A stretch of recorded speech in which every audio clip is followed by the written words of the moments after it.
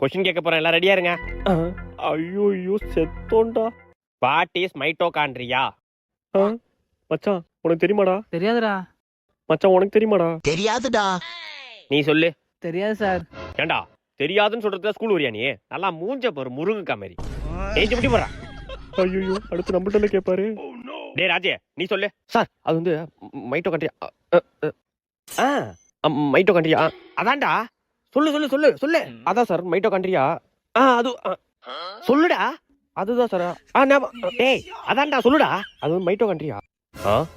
டேய் தெரியுமா தெரியாதா? தெரியாது சார்.